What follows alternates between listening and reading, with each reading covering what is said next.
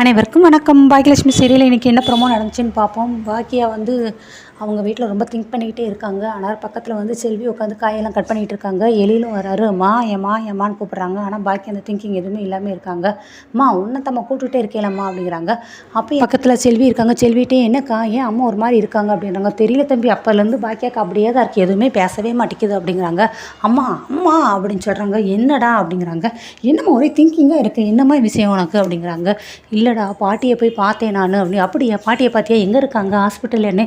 இல்லை அவங்க நேற்று நைட்டே வீட்டில் வந்துட்டாங்கன்னா அவங்க மட்டும்தான் தனியாக இருக்காங்க, பாட்டியில் எல்லாம் தான் பேசுகிறாங்க, ஒன்றுமே இல்லை அப்படிங்கிறாங்க. ஆனால் அவங்களோட முகமே காட்டி கொடுக்குதுடா, அவங்களுக்கு ஏதோ பிரச்சனை இருக்குது, அவங்க என்ன பிரச்சனை சொல்ல மாட்டேங்கிறாங்க அப்படிங்கிறாங்க. விடுமா, ஏம்மா எப்போ பார்த்தாலும் இதையே பேசி இதே யோசிச்சுட்டே இருக்கன்னு. இல்லைடா பாட்டியை பார்த்தாலே நல்லாவே தெரியுது, ஒரு மாதிரி ரொம்ப சோகமாக இருக்காங்க, நார்மலாக அவங்க இப்படி இருக்க மாட்டாங்கன்னு. ஏன்க்கா நீ உங்கள் மாமியார் மேலே ரொம்ப தான் கரிசனம் கட்டுற, அது ஒன்று என்ன பாடுபட்டிருக்கு, என்ன விரட்டி இருக்கு, இப்போ அது மகன்கிட்ட போய் நல்லா கஷ்டப்படுதில்ல, நல்லா கஷ்டப்படட்டுன்னு நீ வேறு சும்மா இருடி. பாட்டி மற்றவங்க திட்டுவாங்களே தவிர, ஆனால் அவங்கள யாராவது திட்டுட்டாங்கன்னா கொஞ்சம் கூட தாங்க மாட்டாங்க, மனசு ரொம்ப நொந்து போயிடுவாங்கடா, அது எனக்கு ரொம்ப நல்லாவே தெரியும் அப்படின்னு சொல்லி அவங்க அதாச்சே ஃபீல் பண்ணுறாங்க.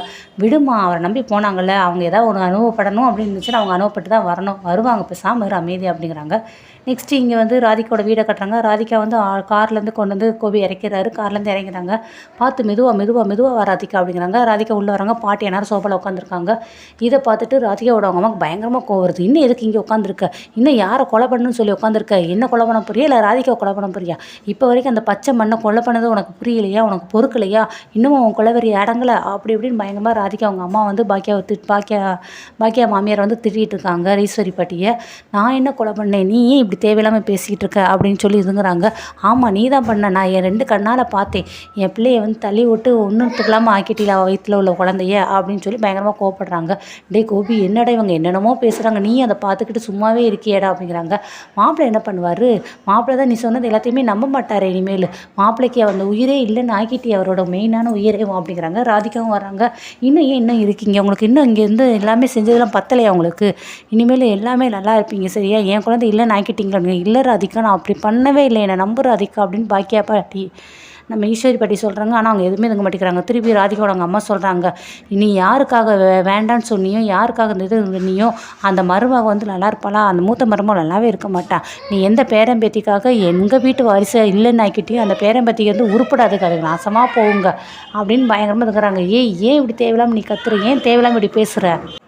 டே கோபி, இவங்க என்னென்னமோ பேசுகிறாங்கடா, நீ அதெல்லாம் பார்த்துட்டு ரொம்ப அமைதியாக இருக்கேடா, ஏன்டா இப்படி பண்ணுற, உங்கள் அம்மா அப்படி பண்ண மாட்டேன்னு உனக்கு தெரியாதா, உங்கள் அம்மாவுக்கு நீ சப்போர்ட் பண்ணி பேச மாட்டேடா, ஏன்டா இவ்வளோ அமைதியாக இருக்க, சொல்லுடான்னு சொல்லி கோபி சொல்கிறாங்க. என்னம்மா சொல்கிறீங்க, என்ன சொல்கிறீங்க, ஆரம்பத்துலேருந்து அந்த குழந்தை வேண்டான்னு சொன்னது நீங்கள் தானம்மா, இப்போ கடைசி அந்த குழந்தை இல்லாமல் ஆக்கிட்டீங்கல்ல, ஏதோ செய்கிறத செஞ்சு முடிச்சிட்டிங்களே, போங்க போய் அந்த பக்கம் போய் உட்காருங்க அப்படிங்கிறாங்க. என்ன மாப்பிள்ளை என்ன பேசுகிறீங்க, அசால்ட்டாக போங்க போய் அந்த பக்கம் போய் உட்காருங்கிறாங்க. இந்த அம்மா இங்கே உட்காரதுக்காக தான் ராதிகா இங்கே கூட்டிகிட்டு இருந்தேன்னா, ஆரம்பத்தில் ராதிகா சொன்னால அவங்க அம்மா இருக்கிற இடத்துல என் மகன் இருக்க மாட்டான்னு, இப்போ இந்த அம்மா இந்த வீட்டை விட்டு வெளியே அனுப்புங்க, நீ இந்த வீட்டை விட்டு வெளியே அனுப்பு, இனிமேல் இந்த வீட்டில் இருக்கவே கூடாது அப்படின்னு சொல்லி பாட்டியை ஈஸ்வரி பாட்டியே வெளியே போ அப்படிங்கிறாங்க. பாட்டி உள்ளே போய் கதவை பூட்டிடுறாங்க. என்ன கதவை பூட்டியிருக்க, எங்கள் வீட்டுக்குள்ளே நீ கதவை பூட்டியிருக்க, வெளியே வான்னு சொல்லி கதவை டப்புன்னு தட்டுறாங்க. அடுத்து ஈஸ்வரி பாட்டி கையில் சூக்கேஸோட கிளம்பிடுறாங்க. அப்பாட அந்த வீட்டு விட்டு கிளம்ப போறியா, போ வெளியே போ, இனிமேலாவது எங்கள் குடும்பம் நல்லபடியாக இருக்கட்டும், போ நீ வெளியில் போன்னு சொல்லி அந்த ஈஸ்வரி பாட்டியை வெளியே அனுப்பிடுறாங்க. நெக்ஸ்ட் இங்கே ராதிகாவோட வீடை கட்டுறாங்க. ராதிகா கிச்சனில் உட்காந்துட்டு இருக்கும்போது செல்வி நீ கிளம்புறக்கு முன்னாடி எனக்கு ஒரு காஃபி போட்டு தரியா, எனக்கு தலை பயங்கரமாக ரொம்ப வலிக்குது அப்படிங்கிறாங்க. ஏன்க்கா மாத்திரை வாங்கி போட வேண்டியதானே அப்படின்னு. இல்லை எனக்கு மாத்திரைலாம் வேண்டாம், காஃபி மட்டும் போதும், அப்படியே உனக்கு ஒன்று சேர்த்து போட்டுக்கோ அப்படிங்கிறாங்க. பின்ன உனக்கு மட்டும் தனியாக போடுவேன், எனக்கும் சேர்த்து தான் போடுவேன் அப்படிங்கிறாங்க. சரி பாக்கியா ஒரு புன்முறுவல் லைட்டாக ஸ்மைல் பண்ணிக்கிறாங்க. அடுத்து காஃபி போட்டுட்டு இருக்கும்போது பாக்கியா அப்படின்னு கூப்பிட்ற மாதிரி சத்தம் கேட்குது. யாரோ கூப்பிட்டாங்கன்னு சொல்லி சொல்கிறாங்க. இல்லையே யாரும் கூப்பிடலையேன்னு.